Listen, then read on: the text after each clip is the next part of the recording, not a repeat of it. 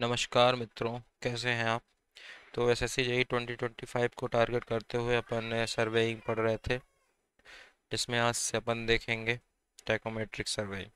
ठीक है, तो इंट्रोडक्शन देखते हैं टैकोमेट्रिक सर्वेइंग का। टैकोमेट्रिक सर्वेइंग क्या है? It is defined as method of angular surveying in which a tacheometer use to determine horizontal and vertical distance between two points. ठीक है, ये एक एंगुलर सर्वेइंग का मेथड है जिसमें एक टैकोमीटर यूज़ किया जाता है फॉर हॉरिजॉन्टल और वर्टिकल डिस्टेंस, दो पॉइंट्स के हॉरिजॉन्टल और वर्टिकल डिस्टेंस को मेजर करने के लिए। ठीक है, a transit theodolite fitted with stadia diaphragm is generally used for tachometric surveying। एक ट्रांजिट theodolite जिसमें स्टेडिया डायफ्राम को फिट किया जाता है, उसको यूज़ किया जाता है टैकोमेट्रिक सर्वे में। ठीक है, अब देख लेते हैं टैकोमेट्री का यूज़ क्या क्या होता है। रिकोनेंस सर्वे, जैसे हाईवे और रेलवे के रिकोनेंस सर्वे, मतलब जो प्राइमरी बेसिक सर्वे होता है उसको करने के लिए टैकोमेट्री का यूज़ किया जाता है। टोपोग्राफिक मैप्स को टोपोग्राफिक मैप्स को प्रिपरेशन के लिए टैकोमेट्री का यूज़ किया जाता है, which require both elevation and horizontal distance. ठीक है, हाइड्रोग्राफिक सर्वे के लिए यूज़ किया जाता है। मेजर डिस्टेंस को चेक करने के लिए यूज़ किया जाता है टैकोमेट्री। सर्वे वर्क डिफिकल्ट टेरेन्स में, जैसे हिली और अनडिल्यूटिंग ग्राउंड है, वहाँ पे सर्वे वर्क करने के लिए यूज़ किया जाता है टैकोमेट्री। ठीक है, सेकेंडरी कंट्रोल पॉइंट्स को स्टेबलिश करने के लिए यूज़ किया जाता है टैकोमेट्री। अब देखते हैं ऑब्जेक्टिव क्या है टैकोमेट्रिक सर्वे का। The primary objective of tacheometric survey is the preparation of contour maps और plans requiring both for horizontal as well as vertical control. ठीक है, जो टैकोमेट्री का प्राइमरी ऑब्जेक्टिव है वो कंटूर मैप्स या कि प्लान बनाना है। ठीक है, जिसमें हॉरिजॉन्टल और वर्टिकल कंट्रोल दोनों। Tacheometric surveying is preferred over chain और tape surveying. Obvious tacheometric surveying को हमेशा प्रेफरेंस देंगे चेन और टेप सर्वेइंग के ऊपर, क्योंकि चेन जो टेप सर्वेइंग है वो सिर्फ लीनियर डिस्टेंस या कि सिर्फ डिस्टेंस मेजर करता है, और टैकोमेट्रिक सर्वेइंग में अपन एंगल भी मेजर कर सकते हैं। ठीक है, if it is rapid and more convenient specially in hard terrain. ठीक है, ये रैपिड होता है और ज़्यादा कन्वीनियंट होता है, जैसे कि हार्ड टेरेन्स में, जैसे ब्रोकन ग्राउंड्स हो गया, डीप रेवाइंस हो गया, अंडुलेशन, ऐसे ग्राउंड सर्फेसेस जिसमें अंडुलेशन है, वहाँ पे टैकोमेट्रिक सर्वे ज़्यादा कन्वीनियंट साबित होता है। ठीक है, स्वैम्पी एरियाज़ में। अब देखते हैं टाइप ऑफ टेलीस्कोप जो कि स्टेडिया सर्वेइंग में यूज़ होता है। Type of telescope used in Stadia surveying या कि टैकोमेट्रिक सर्वेइंग। ठीक है, सिंपल एक्सटर्नल फोकसिंग टेलीस्कोप, इसको स्टेडिया थ्योडोलाइट भी बोलते हैं। ठीक है, simple simple external focusing telescope का यूज़ करते हैं, इसको स्टेडिया थ्योडोलाइट भी बोला जाता है। फिर आता है एक्सटर्नल फोकसिंग एनालिटिक या कि पोरोस टेलीस्कोप, इसको टैकोमीटर भी बोलते हैं। ठीक है, एक्सटर्नल फोकसिंग एनालिटिक और Porus telescope. Internal focusing telescope, इसमें जो एडिटिव कांस्टेंट होता है वो जीरो होता है, so it have more advantage over other two types. ठीक है, इसमें जो एडिटिव कांस्टेंट होता है वो जीरो होता है, जिसकी वजह से इसके कई जो बाकी दो मेथड्स हैं, बाकी दो टेलीस्कोप हैं, उनके कंपैरिजन में इसके जो इंटरनल फोकसिंग टेलीस्कोप है उसका एडवांटेज काफ़ी ज़्यादा होता है। ठीक है, the stadia diaphragm generally consist of two hairs and equi distance from central horizontal hair. Stadia diaphragm में जनरली दो हेयर्स होते हैं और ये इक्विडिस्टेंट होता है हॉरिजॉन्टल हेयर से। ठीक है, ये हो हैं different forms of stadia diaphragm. अब देख लेते हैं कुछ एसेंशियल फीचर्स टैकोमीटर के। Telescope telescope should have truly an electric lens to make the additive constant zero. Telescope के पास टेलीस्कोप में ट्रूली एनालिटिक लेंस लगे होने चाहिए ताकि जो एडिटिव कांस्टेंट को जीरो करने के लिए। ठीक है, axial horizontal line exactly midway between other two line, जो एक्सियल हॉरिजॉन्टल लाइन है वो बिल्कुल बीच में होने चाहिए, बाकी जो दो और लाइन्स हैं उनके बीच में। ठीक है, मल्टीप्लाइंग कांस्टेंट जो होता है वो 100 होना चाहिए। Multiplying constant should have value 100। ठीक है, जो मैग्निफिकेशन ऑफ पावर टेलीस्कोप 2 से 30 डाया के मैग्निफिकेशन, जो मैग्निफिकेशन होना चाहिए पावरफुल टेलीस्कोप का, वो 20 से 30 डायमीटर होना चाहिए, 20 से 30 डायमीटर तक। ठीक है, the aperture of objective should be 30 to 45 mm in diameter to have a sufficiently bright image. जो ऑब्जेक्टिव का अपर्चर होना चाहिए वो 35 to 45 डायम का होना चाहिए ताकि सफिशिएंटली ब्राइट इमेज मिले। ठीक है, अब देखते हैं सिस्टम ऑफ टैकोमेट्री। इसमें तीन तरह का सिस्टम होता है, स्टैडिया सिस्टम, टेंजेंशियल सिस्टम और स्पेशल इंस्ट्रूमेंट। स्टैडिया सिस्टम में दो मेथड होते हैं, फिक्स्ड हेयर मेथड या कि स्टैडिया मेथड, दूसरा मेथड होता है मूवेबल हेयर मेथड या कि सब्सटेंस मेथड। सबसे पहले देखते हैं स्टैडिया सिस्टम। इसमें पहला आता है fixed hair method. In this method interval between two stadia hair is fixed. इस मेथड में जो इंटरवल होता है दो स्टैडिया हेयर के बीच वो फिक्स होता है, एंड स्टाफ इंटरवल और intercept on the levelling staff varies. और जो स्टाफ इंटरवल होता है या कि इंटरसेप्ट लेवलिंग स्टाफ को वो वेरी करता है विद डिस्टेंस, ठीक है। तो इसमें क्या होता है, जो इंटरवल होता है दो स्टैडिया हेयर के बीच वो फिक्स होता है, और स्टाफ इंटरवल या कि इंटरसेप्ट जो होता है लेवलिंग स्टाफ का वो लेवलिंग स्टाफ में वो वेरी करता है विद डिस्टेंस, ठीक है। ये बहुत ही कॉमन मेथड है टैक्योमेट्री में, it is most common method in tacheometry. ये स्टैडिया क्रॉस हेयर है, ये है एक्सियल हेयर, ये होता है वर्टिकल हेयर, ठीक है। Distance between the station and staff is obtained by multiplying the stadia constant to staff. जो डिस्टेंस निकालेंगे स्टेशन और स्टाफ के बीच के वो निकालेंगे के एस प्लस सी वाले फार्मूला से, ठीक है। जो एस है S3 - S1 हो जाएगा, ये है एस की वैल्यू, ठीक है, के एस प्लस सी। अब बात करते हैं दूसरे मेथड की, जो जिसका नाम है मूवेबल हेयर मेथड या कि सब्सटेंस हेयर मेथड, जो कि स्टैडिया मेथड का ही सेकंड पार्ट है, ठीक है। पहला पार्ट था स्टैडिया सिस्टम का फिक्स्ड हेयर मेथड, और दूसरा पार्ट है मूवेबल हेयर मेथड या कि जिसको सब्सटेंस मेथड भी बोलते हैं, ठीक है। फिक्स्ड हेयर मेथड को स्टैडिया मेथड भी बोलते हैं, ठीक है।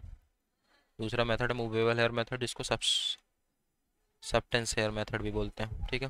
The staff interval is kept constant by changing the distance between the Stadia hairs. इसमें जो स्टाफ इंटरवल रहता है उसको कांस्टेंट रखा जाता है, कैसे, by changing the distance between Stadia hairs, that is here Stadia interval is variable. मतलब यहाँ पे जो स्टेडिया हेयर है वो स्टेडिया हेयर है वो वेरिएबल होगा, और स्टाफ इंटरसेप्ट को फिक्स रखेंगे, ठीक है। जो फिक्स हेयर में क्या था, स्टेडिया इंटर जो स्टेडिया इंटर सॉरी जो स्टेडिया इंटरवल था वो फिक्स था और स्टाफ इंटरसेप्ट वेरिएबल था। और मूवेबल हेयर में जो स्टेडिया इंटरवल है वो वेरिएबल होगा और स्टाफ इंटरसेप्ट फिक्स होगा, ये अपने को ध्यान रखना। ये एक स्लो मेथड है, it is a slow method, ठीक है। फिर आता है दूसरा मेथड टेंजेंशियल मेथड, ठीक है। In this method the readings are taken against the horizontal cross hair. इसमें जो रीडिंग लेते हैं वो हॉरिजॉन्टल क्रॉस हेयर्स पे लेते हैं। The stadia hair is not used in tangential method. Tangential method में स्टेडिया हेयर का कोई यूज़ नहीं होता। There is two observation are required from the staff station to the instrument station. Staff station से instrument station के बीच दो observation की रिक्वायरमेंट होती है टेंजेंशियल मेथड में। जनरली ये मेथड जनरली यूज़ नहीं किया जाता, ठीक है। Generally, this method is not used. There is two observation required from the staff station to the instrument station, and STSDI here is not used in tangential method. In this method, the reading are taken against the horizontal crosshair, ठीक है। Generally ये method use नहीं किया जाता। अब तीन तरह के टेंजेंशियल मेथड होते हैं, वो देख लेते हैं। पहला, जब when both of the observe angles are elevated, जब दोनों ऑब्जर्व एंगल एलिवेटेड हो, ठीक है। तब जो डी निकालेंगे वो कैसे निकालेंगे, D is equal to S upon, ये डी है ये एस है, tan α1 - tan α2, ठीक है। tan α1 - tan α2, ठीक है। और जो v ये है v कैसे निकालेंगे, डी tan α2 डी v जो निकल आएगा वो निकलेगा v, ये डिस्टेंस है, ये इसमें ये d है ये v है, तो v कैसे निकलेगा, डी tan α2, और d क्या है, ये वैल्यू है, ये इस वैल्यू को पुट कर देंगे यहाँ पे तो ये इस फॉर्मूले में आ जाएगा, ठीक है। और दूसरा मेथड क्या है, जब दोनों ऑब्जर्व्ड एंगल्स डिप्रेशन में हो, ठीक है। यहाँ पे दोनों ऑब्जर्व्ड एंगल्स एलिवेटेड थे, ऊपर की ओर थे। और दूसरा मेथड जब दोनों ऑब्जर्व्ड एंगल्स डिप्रेशन में रहे, ठीक है, हेयर, ठीक है।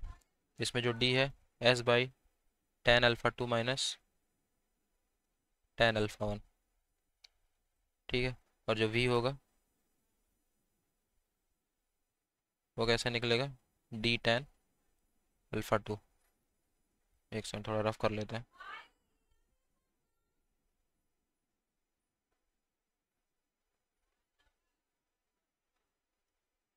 ये यहाँ से v निकालेंगे, ये हो गया d, ये हो गया v, तो v जो हो जाएगा tan α2 हो जाएगा। अब d की वैल्यू यहाँ पे रख देंगे तो ये इस फॉर्मूले में आ जाएगा, ठीक है। अब तीसरा मेथड है, एक सेकेंड, तीसरा मेथड क्या है, when one of the observed angle is angle of elevation, जब एक observed angle angle of elevation है और दूसरा ऑब्जर्व्ड एंगल डिप्रेशन है, ठीक है। अल्फा वन एलिवेशन में और अल्फा 2 डिप्रेशन में, ठीक है। तो ये हो जाएगा टोटल एस, ये हो जाएगा डी और यह वी। तब कैसे निकाल लेंगे, तब जो डी हो जाएगा वो हो जाएगा एस अपॉन, ये टोटल ट्रिगोनोमेट्री है और कुछ नहीं है, tan α1 प्लस tan α2, ठीक है। और जो वी हो जाएगा वो हो जाएगा as tan α2 upon tan α1 plus tan α2, मतलब जो वी हो जाएगा वो क्या है, डी tan α2, ठीक है। फिर आता है सब्सटेंस बार या कि हॉरिजॉन्टल स्टेप भी जिसको बोलते हैं, वो क्या होता है सब्सटेंस बार या कि horizontal step. Subtense bar can measure horizontal and vertical distance in place where chaining is impossible, ठीक है। सब्सटेंस बार को वहाँ यूज़ किया जाता है जहाँ पे हॉरिजॉन्टल और वर्टिकल डिस्टेंस को मेजर करना हो, जहाँ पे चेनिंग इम्पॉसिबल हो बिकॉज ऑफ अंडुलेशन एंड रफली टोपोग्राफी, ठीक है। जहाँ पे अंडुलेशन हो, रफली टोपोग्राफी, और जहाँ पे इसकी वजह से चेनिंग इम्पॉसिबल हो, वहाँ पे सब्सटेंस बार या कि जिसका हॉरिजॉन्टल स्टेप भी बोलते हैं उसका यूज़ किया जाता है for the measurement of horizontal and vertical distance, ठीक है। It can measure short distance, ये 200 मीटर तक की डिस्टेंस मेजर कर सकता है सब्सटेंस बार, और जो इसकी लेंथ होती है 2 से 3 मीटर होती है, ठीक है।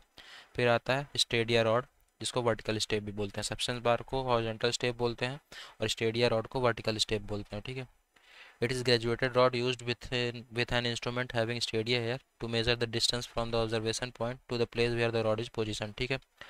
ये एक ग्रेजुएटेड रॉड होती है जिसमें जिसका यूज़ किया जाता है एक इंस्ट्रूमेंट के साथ जिसमें स्टेडिया हेयर लगा होता है, ठीक है।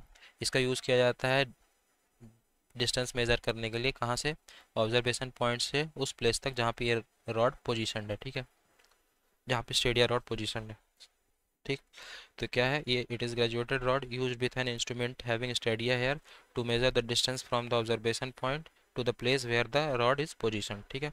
अब स्टेडिया मेथड का प्रिंसिपल देख लेते हैं। जो स्टेडिया मेथड है वो किस प्रिंसिपल पे बेस्ड है, it is based on the principle the ratio of the perpendicular to the base is constant in similar isosceles triangle, ठीक है। ये प्रिंसिपल इसका ध्यान रखना है कि ratio of the perpendicular to the base is constant in similar isosceles triangle, ठीक है। इसमें जो डी निकालेंगे, डी का फार्मूला होता है के एस प्लस सी, ठीक है। डी है horizontal distance of the staff from vertical axis of instrument, ठीक है। के है मल्टीप्लाइंग कांस्टेंट, के जो होता है रेशियो होता है फोकल लेंथ और स्टेडिया इंटरवल का, एफ बाई आई। सी है एडिटिव कांस्टेंट, सी जो है sum of F plus D, sum of focal length plus distance of vertical axis of the instrument from O point, ठीक है।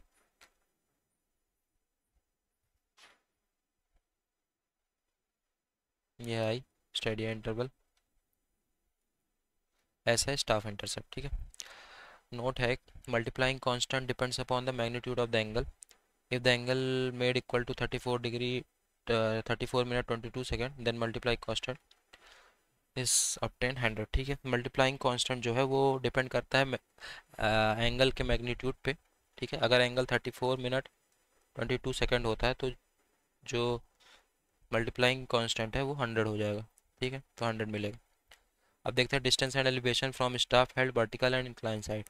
अब distance और elevation देखते हैं। अगर स्टाफ वर्टिकल और इंक्लाइन साइड, वर्टिकल हेल्ड है, स्टाफ वर्टिकल हेल्ड है और साइड कैसी है, इंक्लाइन, ठीक है। तब देखते हैं डिस्टेंस और elevation.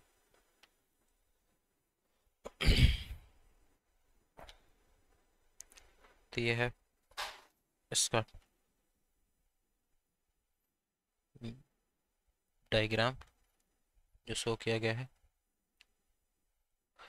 Staff held vertical and inclination, side जो है वो इंक्लाइंड, ठीक है। इसमें जो हॉरिजॉन्टल डिस्टेंस मेजर करेंगे उसका डायरेक्ट फार्मूला देख लेते हैं, K S cos square theta plus C cos theta, ठीक है। K S cos square theta plus C cos theta, इससे हॉरिजॉन्टल डिस्टेंस डी आ जाएगा, ठीक है।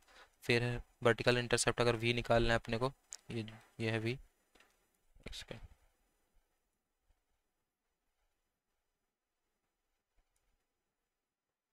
ठीक है। ये है वी कैसे निकलेगा, K S sine 2 theta by 2 plus C sine theta, ठीक है, इससे वर्टिकल इंटरसेप्ट निकल जाएगा, हॉरिजॉन्टल डिस्टेंस और वर्टिकल इंटरसेप्ट। आर जो है वो सेंट्रल हेयर रीडिंग है।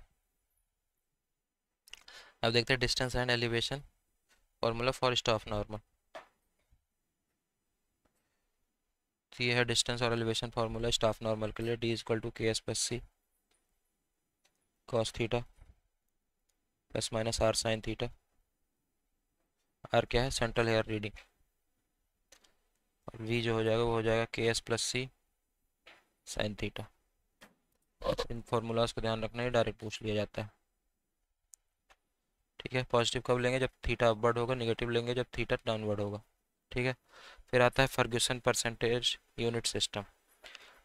फर्ग्यूसन परसेंटेज यूनिट सिस्टम में क्या होता है, एक सर्कल होता है जिस इंस्क्राइब्ड इन स्क्वायर, एक स्क्वायर में एक सर्कल इंस्क्राइब्ड होता है जिसको 8 इक्वल पार्ट्स में डिवाइड किया जाता है। ठीक है, in this system a circle inscribed in a square is divided into 8 equal parts, each octant is of length equal to radius of the circle.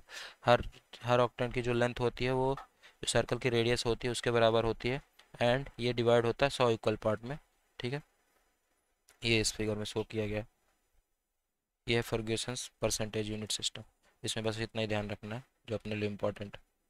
ठीक, इसमें ये ध्यान रखना है कि एक सर्कल इस स्क्वायर में इंस्क्राइब्ड होता है और 8 इक्वल पार्ट्स में डिवाइड होता है। हर ऑक्टेंट में हर ऑक्टेंट की जो लेंथ होती है वो होती है जितनी सर्कल की रेडियस है उसके बराबर, रेडियस ऑफ सर्कल के बराबर ये हर ऑक्टेंट की लेंथ होती है, और इसको डिवाइड किया जाता है 100 इक्वल पार्ट में, जैसा कि इस फिगर में शो किया गया है। ठीक है, तो इतना फर्ग्यूसन्स परसेंटेज यूनिट सिस्टम में अपने को इतना याद रखना। ठीक है, तो यहाँ पे टाइकोमेट्री कंप्लीट होता है। अब नेक्स्ट लेक्चर में अपन बात करेंगे कर्व के बारे में। ठीक है, so thank you so much.